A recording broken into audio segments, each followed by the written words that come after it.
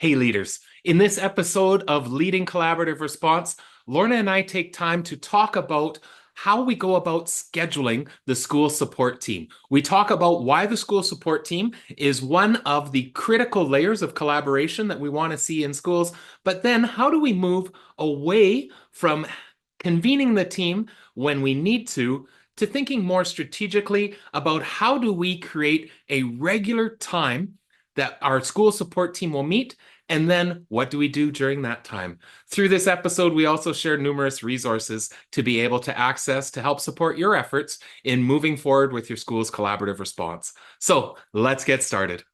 Are you a leader who is navigating the nuances of leading collaborative response in your school or district? Are you unsure of what collaborative response is? Are you looking to understand the critical role leadership plays when establishing and refining a collaborative response approach?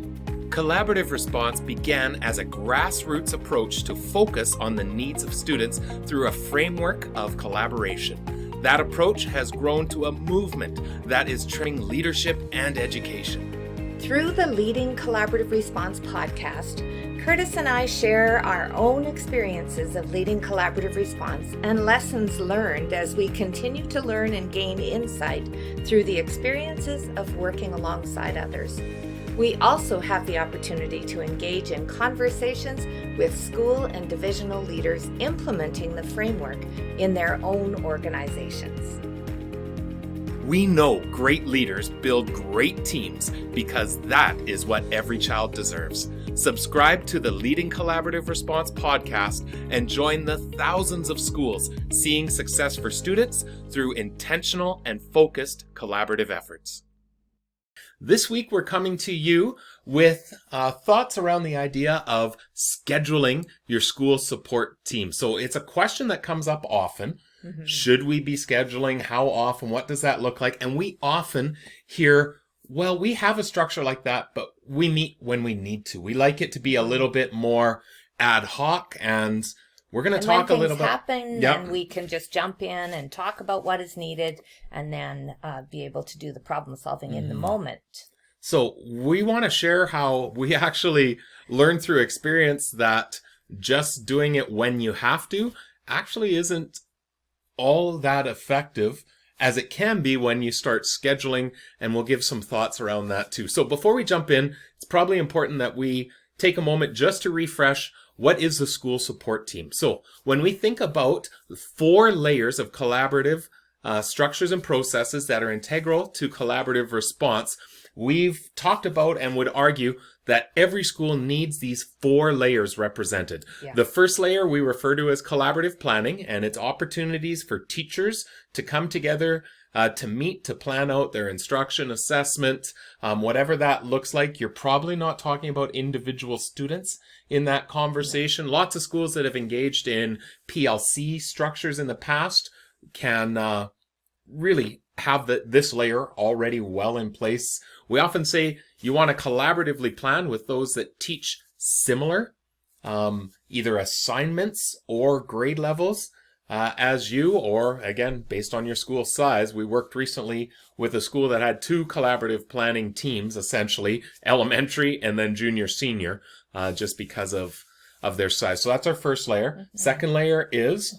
Yeah, so our very important collaborative team meeting. And our collaborative team meeting is intended to, through a specific process, intended to meet the needs of students in the classroom through differentiated instructional strategies, but also to grow the expertise of each of our teachers and educational assistants and leadership in understanding a student's key issue and then brainstorming all of the ideas that we could possibly share in that time. We often talk about that type of meeting. It looks like you're talking about students, but actually you're using the student as a mechanism to initiate and engage in a conversation about practice. So as we're describing this, we will put into the video description as well as in the email that comes out a link to a couple of blogs that we share out frequently that talk about these 4 layers. So this third is the school support team, and it's intended to be well, you often refer to it as the hub. Yeah, I do. Because it truly is the place where we make significant decisions on the supports that we're providing for either small groups of children through that intervention idea Yeah. or specific supports for individuals. So when we talk about who's involved, it's typically school administration, their learning support, classroom support, teacher inclusive services. Whatever you call them. Yeah, we hear this role, many different titles for it. But basically, those that would have historically been determined as part of the special education team. Well, and you can include your counselor or your family school liaison as well. It really depends from school to school. And we know that there's some schools based on student population that have multiple school support teams in place just because of the sheer size of the organization. And then finally, that fourth layer is what we refer to as the case consult. And really, it's whenever you're meeting about one student on the agenda, it's a type of case consult, and really who's involved in that conversation is highly dependent on the student and the conversation that we're having about that support for that one individual. Which often involves external partners too. So psychologists and perhaps counselors outside or even district supports. Right. So let's come back to that school support team. We'll be right back to continue this episode. There are two things that we know. The first is that implementing and sustaining collaborative response in schools is complex work. The second is that educators love a bargain. For this year's Black Friday, Cyber Monday, we are planning something to address both of these realities. We are slashing the price of our Supporting Collaborative Response on-demand workshop bundle by 75%. For 4 days only, our Supporting Collaborative Response workshop library is going to be available for only $50, reduced from our regular price of $200. So what do you get for only $50? You get a series of on-demand workshops, each focused on a particular aspect of collaborative response. There are currently 9 workshops, including an overview of collaborative response, but we plan to continue to add to the library over time. Topics like creating focus for collaborative planning without micromanaging your teams, and 10 considerations when refining and utilizing your continuums of support are just 2 of the titles currently available. These 20 to 40-minute workshops are facilitated by myself or Lorna Hewson and include numerous resources and samples. They have been recorded so that they can be played and replayed as often as you wish. There is no expiration date for these workshops, so access them when it works best for you. In the time it takes to eat your lunch, you can engage in one of the workshops. This amazing offer is only available to our JL Insiders email list, so don't delay. Join the JL Insiders by going to jigsawlearning.ca and clicking on the link at the bottom of the page to become a JL Insider. You can also go to bit.ly/J, L,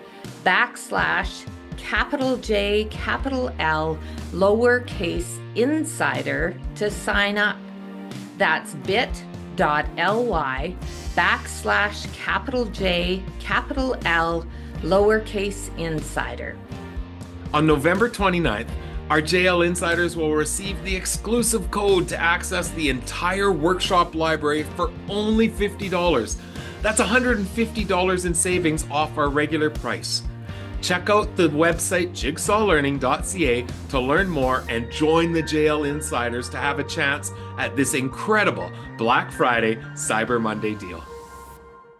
And now back to our conversation.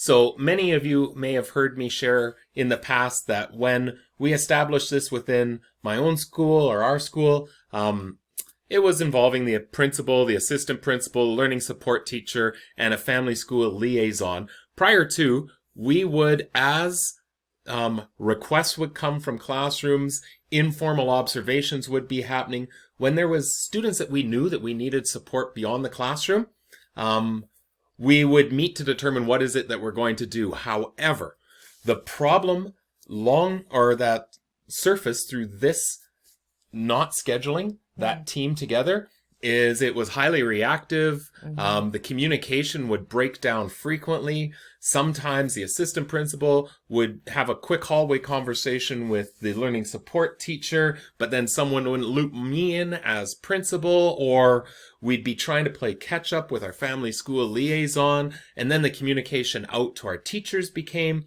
fragmented.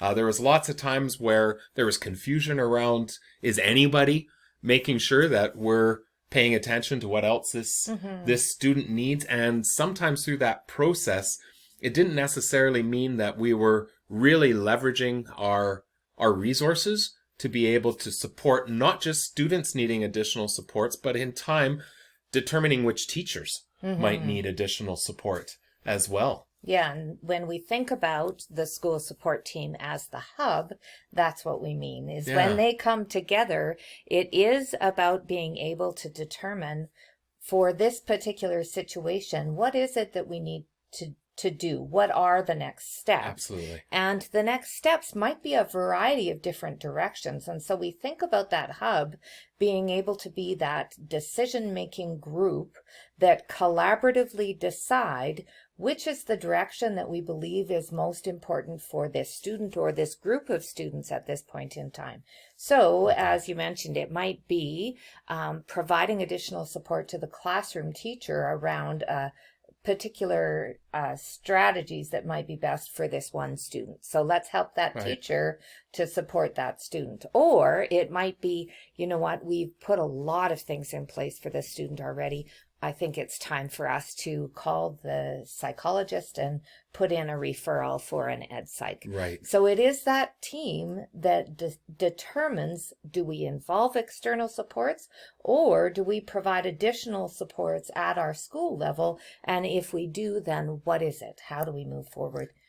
Yeah, and when we talk about then scheduling that, because the students that we are addressing within that conversation do require more intensive supports, it's not a conversation that can wait so that, you know, every 4 weeks we meet or once a month.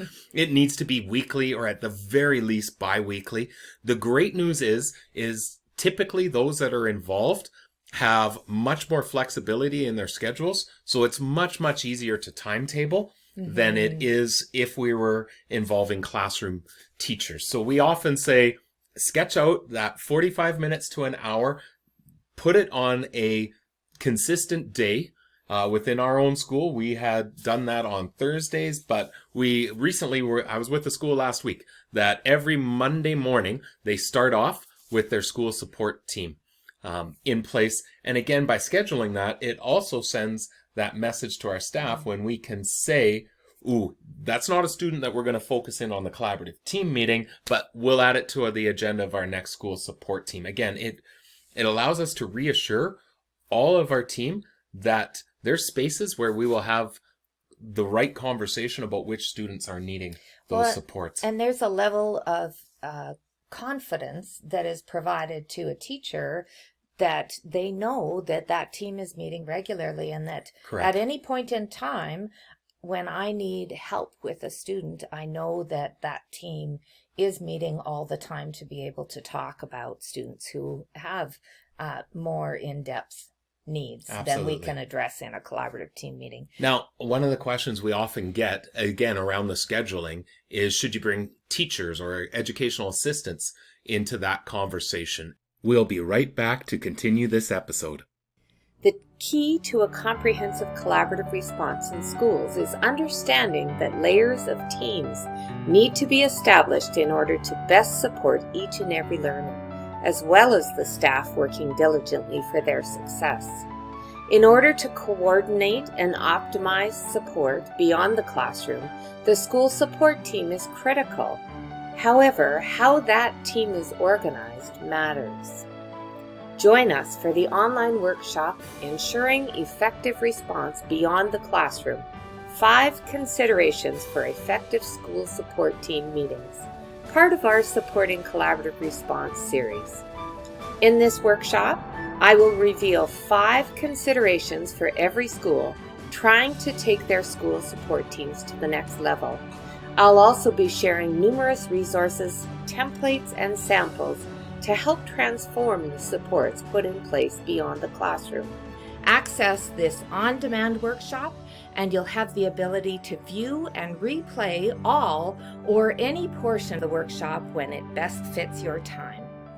Register today to learn more about this critical collaborative structure, integral within a school's collaborative response. And now back to our conversation. And we would largely lean towards the side of not having them involved in this particular conversation because we're either meeting and discussing the particular needs ahead of time, or that might be one of our actions following, is that who's going to follow up with this teacher to gather a little bit more information. Because the conversation might be about external supports, it may not need to involve the classroom teacher, or like we said, sometimes it may be about how do we support the classroom teacher in addressing the needs that are coming forward. But I'd say it depends. Yeah, it does. Because sometimes the biggest barrier there is, yes, we want to know what a teacher understands and knows about a student in order to make those decisions. But the biggest barrier is scheduling. Yeah. So we need to get a sub to release those teachers, or we need to do internal release. Which, it again, becomes super complicated. Yeah. And so I'd say that if you are needing more information from a teacher, then, that might be a case that you would bring a teacher to the table. But otherwise, I wouldn't necessarily bring the teacher to that table. When we think about our 4 layers, I would suggest one of our actions from the school support team is we need to have a conversation about just this student, and who do we need to bring to the conversation in addition to the classroom teacher. Right? It all comes back to communication, because absolutely. that's the core of making sure that we schedule the school support team, because as we're responding in the hallway, and whether it's the learning support teacher with a teacher or principal talking to one of the EAs and problem solving in the moment, some of that is always going to go on. Yeah. But when we think about that, we don't always remember to communicate to the greater group about what was decided in that moment in the hallway. The other thing is that we're not taking advantage of being able to collaboratively decide what is the best support, and knowing that, there are such great things happen when we put great minds together. So we have talked in the past about the structure of that school support team. So we'll throw in the notes once again a agenda template that we often share out that schools adjust and make alterations to. And please do that. We'll also share out an area of our website that has some resources and samples to support that school support team. But again, when it gets scheduled, I was recently with a school where, because it was scheduled and they had a consistent agenda, when I came in to observe a school support team, names had already been updated within it. They already knew exactly who were we going to talk about from the conversations that were ongoing. So again, we're not saying that the hallway, the ongoing, the ad hoc conversations no longer exist. Of course they do. Oh, yeah. But now we have a space where we can say, well, let's talk about that in our next school support team, because we know we'll have the right people to be able to leverage all of that expertise to determine what is it that we're going to do. And which is really putting us in that proactive mindset that Absolutely. We know what students we need to talk about and what are the next steps for them. Absolutely. So we would love to hear from you, how you've scheduled your school support team. What does that look like? Who does that involve? Please reach out. We'd love to hear your thoughts around this, as well if there's topics that you would like for us to bring forward to future JL Insider conversations as well. With that, we wish you all the best as you work hard to support the students that we want to ensure success for all of our students. For more on collaborative response, visit jigsawlearning.ca or join the JL Insider to receive access to newly added resources and content. Make sure to follow us on social media. Subscribe to the podcast and the Jigsaw Learning YouTube channel to access past and upcoming episodes. Join us again to continue to build your own capacity and leading collaborative response in your context.